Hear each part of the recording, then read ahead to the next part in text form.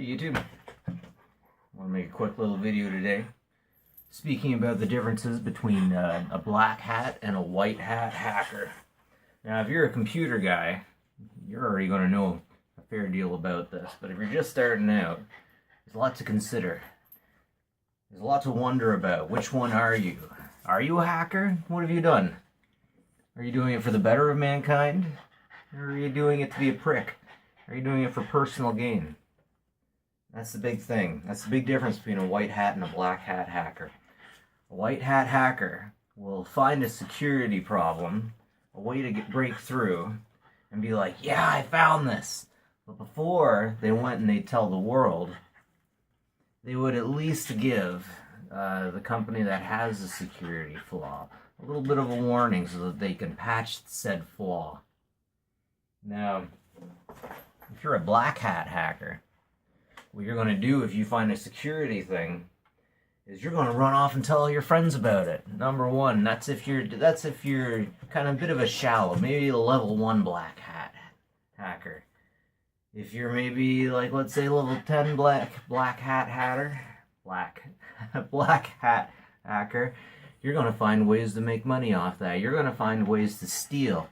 You're going to find ways to break in and take control and use other computers for your own good, for your own benefit. And then you might even sell the bandwidth on those computers for perhaps denial of service attacks. You might even use that feature. You might even use what you know for denial of service attacks. That's exactly what makes you a black hat hacker. Now, generally, it's all about personal gains, and we are in a society where, hey, personal gains are number one. You gotta look out for number one. You do gotta look out for number one. Every now and then, it kind of seems like if you want to be rich, you can't be a good person. But I've been told that's just simply not the case. Now, nobody's perfect. We all screw up. That's for sure. And I can guarantee you that the road to hell is paved with good intentions. What you want to do is you want to try to at least be gray in the end of the day. You don't want to be too much of a dick. I don't know if you're a religious person or not, but hey, if you're a religious person, then it doesn't matter what it looks like you're doing to people. If you're a religious person and you're being a dick, you're going to pay one way or another. I don't know too many religions that don't have some kind of punishment at the end of it. That seems to be the big thing with religion's punishments. But if you don't believe in religion, and put it this way, if you're a black hat hacker and you're screwing over people, now it's one thing to rob from the rich and give to the poor. It's one thing to make a crack for an unbelievably expensive program that everybody needs and that no one can afford. Robbing to the rich, giving to the poor is one thing. But if you're just doing something to benefit yourself, if you're stealing people's credit card information and whatnot, you're definitely a black hat hacker. And in fact, you don't even need to be talented to be a black hat hacker. Some people just do it by throwing confusion out there in emails.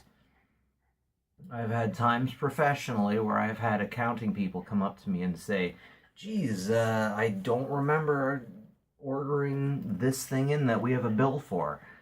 And if you don't catch it, if you don't look it up, you might be giving money to the wrong people. You might be giving money to people who have no business collecting money. Sometimes bills just get sent by people who aren't owed any money. These spearfishers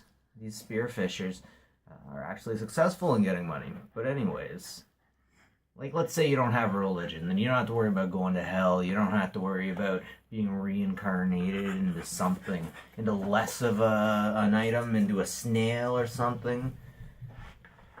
But what you are doing is you're polluting the world with your shit. You're making the entire world a worse place. You're making the world a bad place.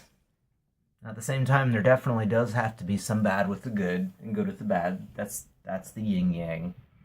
It can't all be perfect. Too much of a good thing is cancer. Cancer is too much of a good thing. Now, before you start getting all PC on me, I'll have you know that my dad is a terminal cancer survivor, and he was supposed to die when I was 3. So, I kind of can say a little bit about this. Cancer is too much growth. And of course, if you have too much bad, you have too much negative, then I don't have to tell you why that's a bad thing. But anyways, let's go into the good. Let's go into the good. What can you do? What would a good person do? A good person would fix the computer of their grandma and just accept the fact that every little problem that happens with it down the road is going to be their fault. You just have to live with that stuff, unfortunately. A good computer guy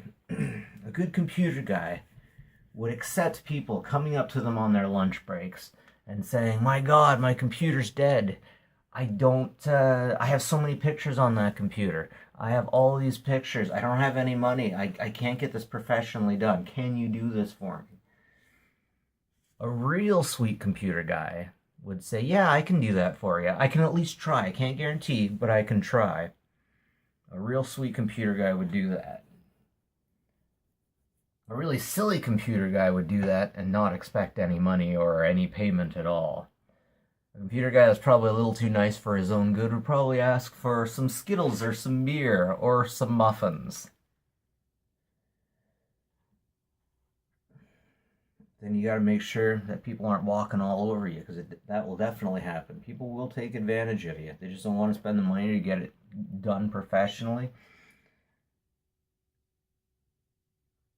And there's there's a lot of people out there like that.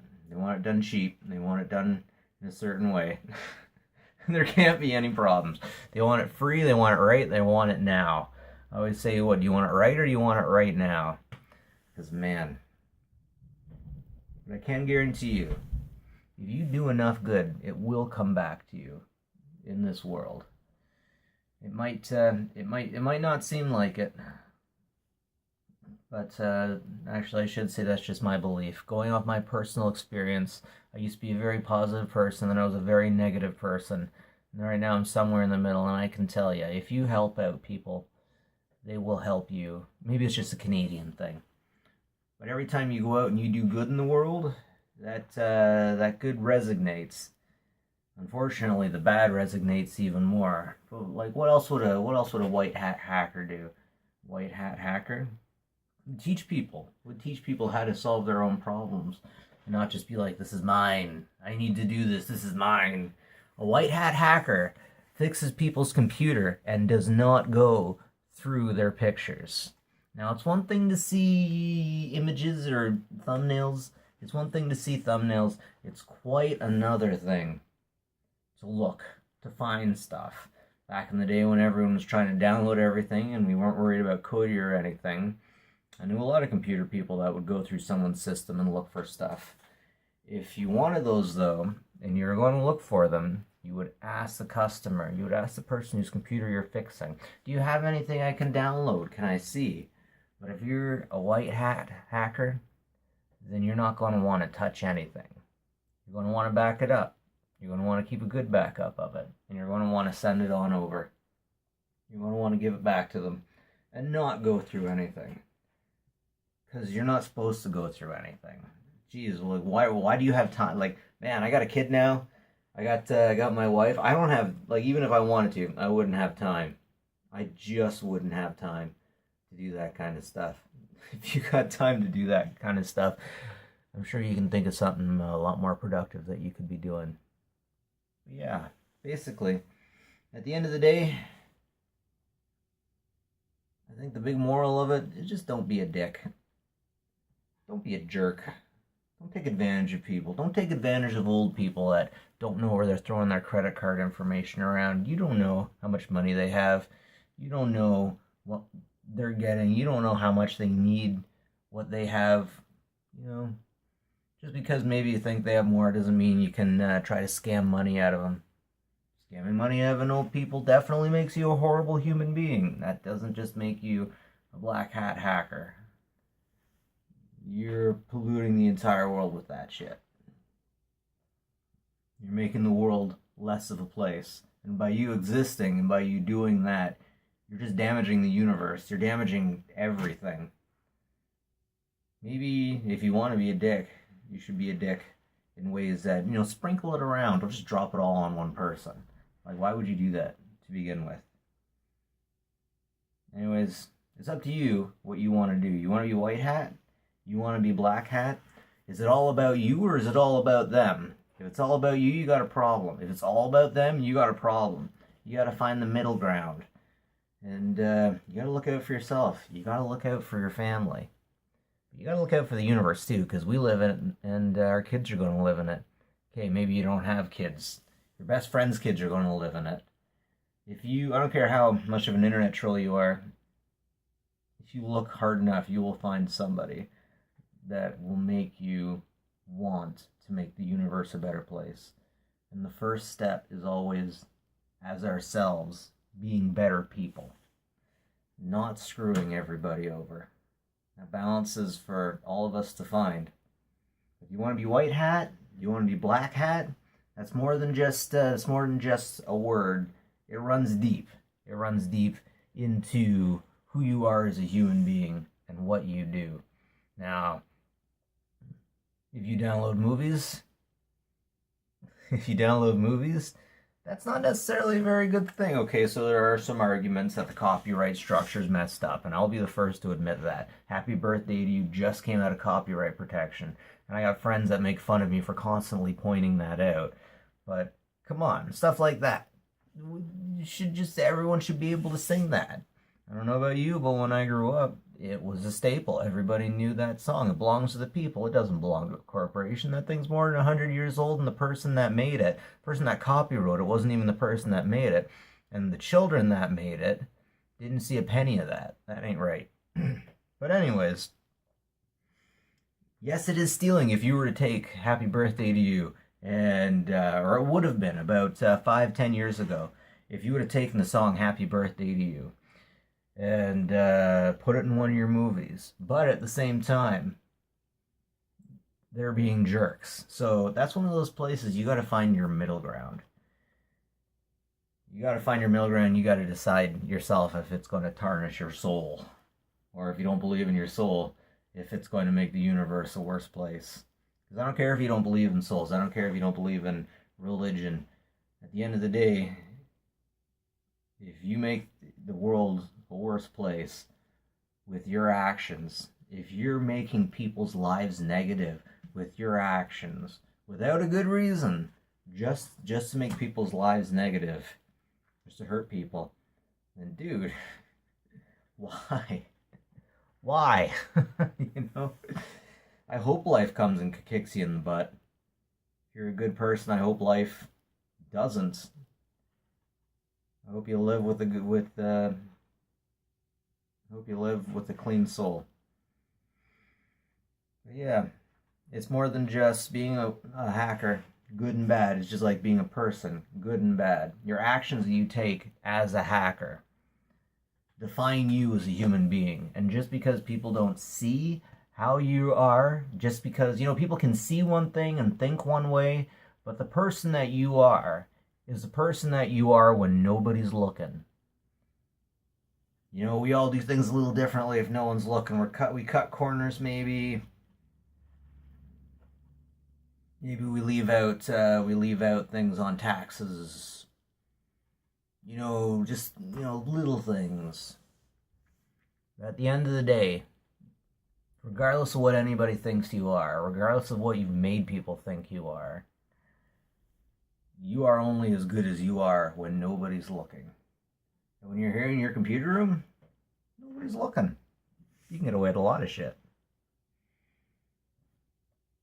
But you as a human being, is it worth it? Like, I had a teacher once that told me that he has a price. He will only sell out for a certain price, and you have to find your price too. If you are going to go the dark route, and we all have dark routes to walk. Something about a sink. He had a marble sink or something. Anyways, he was doing renovations, and he was putting the sink into the stand. And the way he was doing it, he put it in wrong, and either the sink or the stand broke. And this thing was about 55 bucks, he said. And he thought, shit, I really messed that up. I can fix it up, but it won't be beautiful. How can I make this beautiful? And he decided I could take this thing in. And say, you sold me a piece of junk. You sold me something that was broken. I opened it, was broken. He thought about it, and he thought, you know what? They're going to know it wasn't broken. They're going to know it was me. And I'm willing to sell out, he thought. He knew. I'm willing to sell out. I have a price. I know darn well I have a price, he said. But $55 isn't it. I am better. I won't sell out for 55 bucks. Didn't stop him from going in. It didn't stop him from going in and seeing if he could get another one. So he took it in, Home Depot, someplace like that, and he said, oh, geez, you know, I broke this thing. I really didn't mean to. Is there any way you could help me out? Is there any way you could give me a replacement? It was my fault, though. And they're like, yeah, no problem. No problem. And then they said, there's a very particular way that you have to put the sink in, and it's definitely a two-person job. So, this is how you do it. And he got two other guys over, and they put it in. And it went in nicely. And, yeah, he did it nicely after that. He got a replacement. And it worked. But, anyways, that's something you got to think about. It's something we all have to think about. At the end of the day, what is my sellout price? At the end of the day, am I a bad person? And if I'm a bad person, at least I got to be rich, right? At least I got to be, making the money. And by whose definition? By whose definition are you a white hat or a black hat hacker? There's a lot of black hat hackers out there that have done nothing but, taken from the rich and given to the poor. Makes you a bit of a Robin Hood. Robin Hood was a hero, a black hat hero. Are you going to be a black hat hero, or are you going to be a selfish black hat jerk? Are you going to be a white hat hero? Are you going to do good? Or are you going to do bad? And that's everybody's decision. And at the end of the day, you have to make that decision. If you haven't really even thought about it, and if you're just going through life not thinking about it, if you're going through life just doing things for yourself and not worrying about other people, if you're going through life putting up pictures, Instagram, and videos of every little good deal you do. If you help a woman cross the road and you have to put that on Facebook, I did my good deed for the day, then, buddy, come on. Come on. It's who you are when nobody's looking. It's who you are when nobody says anything. Now, it's okay for other people to say what awesome things you did. You might have to do something pretty awesome for people to say good things about you. That's the kind of press you want. You don't want the bad press. You don't want press you spread yourself. If the only good things anybody says about you is the stuff you say about you, that's not good. That's not good. But at the end of the day, I swear to God, all religions that I ever studied, I'm not saying I know everything. Everything I did study. And Monty Python's The Meaning of Life comes down to one thing. Don't be a dick.